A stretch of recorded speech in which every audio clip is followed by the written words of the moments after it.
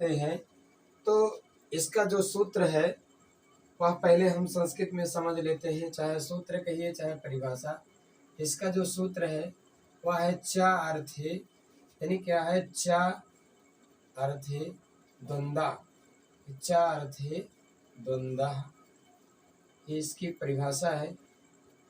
अब इसी को हम हिंदी में समझते हैं, यानी इसी की, यानी चा अर्थ, चा माने होता है चा के अर्थ में द्वंद्व समास होता है, यानी जिस समास का यानी दोनों पद प्रधान हो और विग्रह करने पर चा का प्रयोग हो वहां द्वंद्व समास होता है। तो देखिए नियम थोड़ा समझते हैं, इसकी परिभाषा क्या है, चाहे परिभाषा आप कह लीजिए या नियम, यानी परिभाषा क्या है। तो परिभाषा थोड़ा समझते हैं, जिस समास का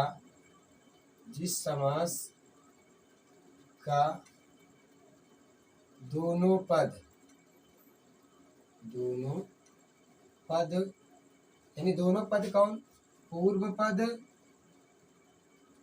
और उत्तर पद, ठीक, यानी पूर्व और उत्तर पद, यानी यहाँ पर आप ऐसे कर लीजिए इसको कि पूर्व पद और उत्तर पद, यहाँ पर दोनों पद का मतलब यहाँ पर पूर्व पद और उत्तर पद, ठीक, यानी जिस समास का दोनों पद, यानी क्या है, जिस समास का दोनों पद पूर्व पद और उत्तर पद, ठीक, यानी उत्तर पद, ठीक, यानी जिस समास का पूर्व पद, यानी जिस समास का दोनों पद यानी पूर्व पद और उत्तर पद प्रधान हो,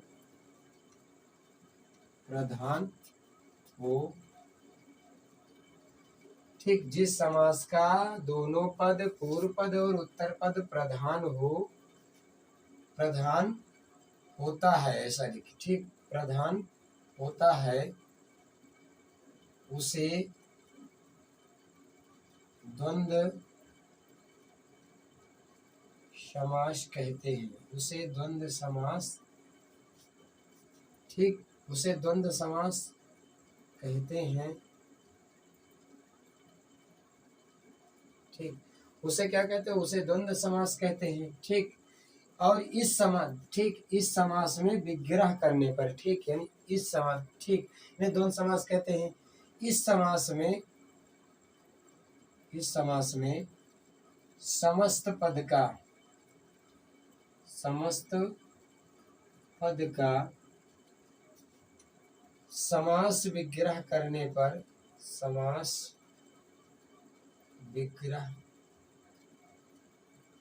पर और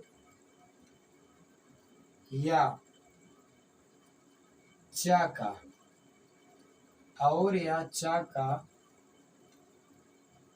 प्रयोग होता है, ठीक, ये तो हो गई इसकी परिभाषा, यानी हिंदी में चा अर्थ मतलब चा आने और, ठीक, यानी और को संस्कृत में चा कहते तो वही इसमें है, थोड़ा यहाँ समझ लीजिए कि जिस समास का, ठीक, दोनों पद माने पूर्व माने पहले का, उत्तर पद माने होता है बाद का पद, ठीक, यानी दूसरा पद प्रधान होता है, यानी उसे द्वंद्व समास कहते हैं। इस समास में, ठीक,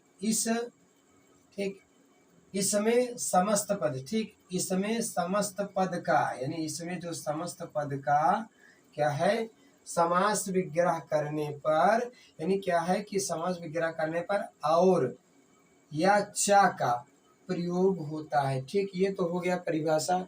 अब हम इस समास को समझने के लिए कुछ और यहाँ यानी शब्द समस्त पद के कुछ ऐसे उदाहरण शब्द लेंगे जिससे यह और स्पष्ट हो जाए कि यहाँ पर कौन सा है।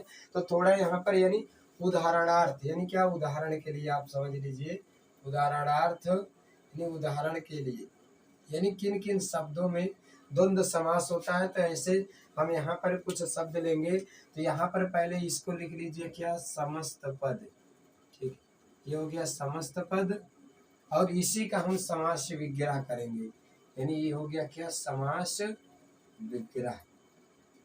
ठीक, ये हो गया क्या, समास विग्रह। अब देखिए समस्त पद में हम पहला जो यानी क्या है, पहला यानी यहाँ पर लेते हैं, जैसे पहला जो है जैसे रात दिन। ठीक, अब इसका देखिए, इसका जब समास विग्रह करेंगे, देखिए ये हो गया क्या, पूर्व पद, ये हो गया उत्तर पद। ठीक, ये हो गया पूर्व पद, यानी रात हो गया पूर्व पद और दिन हो गया उत्तर पद। तो इसका जब समास विग्रह करेंगे तो यहाँ पर हो जाएगा रात और दिन। ठीक, अब यहाँ पर आपको ध्यान देना है कि यहाँ पर और का प्रयोग हुआ, समस्त विग्रह समास का विग्रह करने पर यहाँ पर विग्रह में क्या है, यहाँ पर और आया है। इसी क्रम में और हम ले लेते हैं दूसरा, यानी जैसे क्या है, धर्माधर्म। ठीक, एक शब्द है धर्माधर्म। अब देखिए इसको जब हम, इसका जब समास विग्रह करेंगे तो यहाँ पर हो जाएगा धर्म और अधर्म, अधर्म। ठीक, इसी क्रम में फिर और हम कई शब्द ले लेते हैं, जैसे तीसरा शब्द है, जैसे है पाप पूर्ण, पाप पूर्ण। इसका जब हम क्या समास वगैरह करेंगे तो जाएगा पाप और पूर्ण। ठीक, अब आपको इसमें यही ध्यान देना है कि यानी क्या है कि जिस समास का दोनों पद प्रधान हो और विग्रह करने पर और या अच्छा का प्रयोग होता है, वहां पर द्वंद्व समास होता है। तो यहाँ पर हमने एक एक शब्द के माध्यम से आपको बताया है। ठीक, अब इसी क्रम में और भी कई शब्द लेते हैं, जैसे चौथा है वह है राधा कृष्ण, राधा कृष्ण। अब इसका देखिए क्या है, समास विग्रह करेंगे तो हो जाएगा राधा और कृष्ण। ठीक, इसी क्रम में फिर क्या है और भी है, जैसे सीता राम। ठीक, सीता राम। ठीक, तो यहाँ पर हो जाएगा सीता और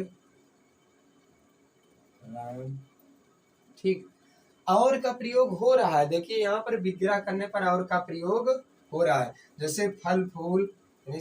और ले लेते हैं, जैसे फल फूल, यहाँ पर हो जाएगा क्या, फल और फूल। ठीक, इसी क्रम में और जैसे क्या है आपका, और भी आपको हम शब्द बता रहे हैं, जैसे भाई बहन, भाई बहन। यहाँ पर क्या है, भाई और बहन। ठीक, भाई और बहन। इसी प्रकार क्या है आठवां, क्या है गौरी शंकर, गौरी शंकर। यहाँ पर फिर क्या करेंगे, ये हो जाएगा क्या, गौरी और शंकर, गौरी और शंकर। इसी क्रम में जैसे नौवां ले लेते, यानी नौवां यानी क्या है, और भी शब्द बता रहे हैं, जैसे क्या है कि देवासुर, एक शब्द है देवासुर। जब इसका क्या समास विग्रह करेंगे तो हो जाएगा देव और असुर। ठीक, यानी देवासुर। जैसे इसी क्रम में आप एक और बना सकते हैं, जैसे जैसे गुरु शिष्य, गुरु शिष्य। अब देखिए यहाँ पर क्या हो जाएगा, गुरु और शिष्य। ठीक, गुरु और शिष्य।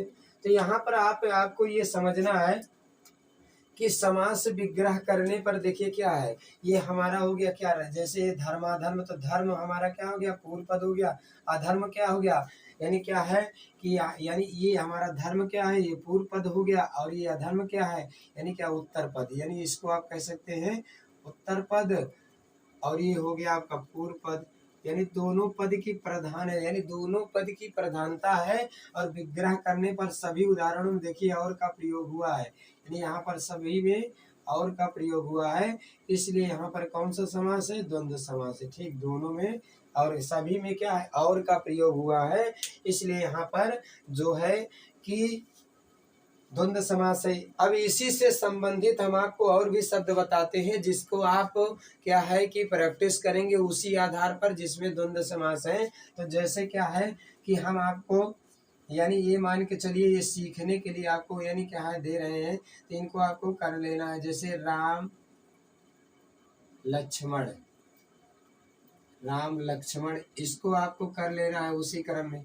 दूसरा क्या है यानी इनमें भी क्या है, जैसे माता पिता, माता पिता, ठीक, इसमें भी आपका क्या है। उसके बाद क्या है सुर असुर, ने तीसरा इनको भी आपको क्या बना लेना है, सुर असुर,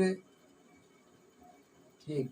उसी क्रम में क्या है समास विग्रह, यानी क्या है जैसे अब अगर आप समास विग्रह में ही अगर समास जोड़ेंगे तो जैसे चौथा हम दे रहे हैं, जैसे एक है समास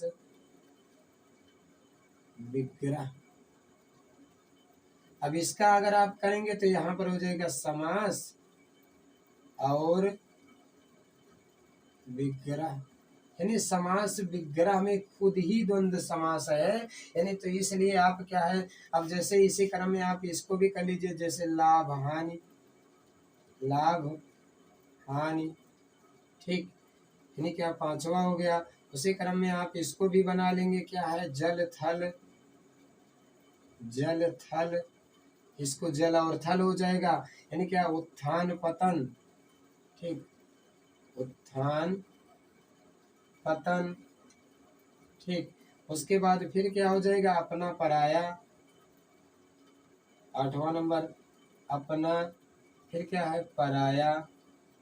इसी क्रम में फिर क्या है गुण दोष, दसवां ले लीजिए, यानी वो नौवां।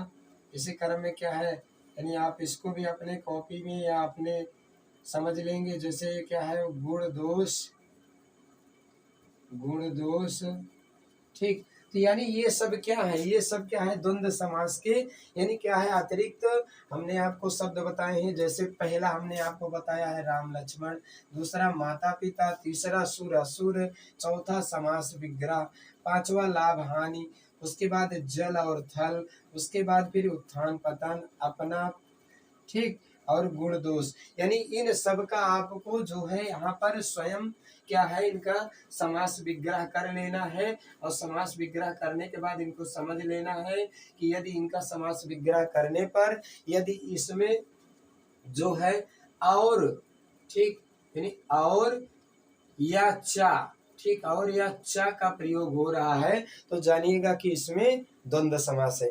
आप इसको वैसे ही समझिए कि जिस समास के यानी क्या है दोनों पद प्रधान हो, यानी उत्तर पद और पूर्व पद दोनों प्रधान हो, और विग्रह करने पर यानी समस्त पद का विग्रह करने पर यदि और या चा शब्द का प्रयोग होता है तो वहां पर द्वंद्व समास है, जैसा कि हमने यहाँ पर आपको अपने इस बोर्ड पर बताया है, ठीक। अब उसी क्रम में यानी द्वंद्व समास के साथ अगला हम समास पढ़ेंगे, वह समास है संख्यावाची द्विगु यानी द्विगु समास है। तो इसको हम अपने अगले यानी क्या है ऑनलाइन की वीडियो क्लास में पढ़ेंगे, ठीक। धन्यवाद।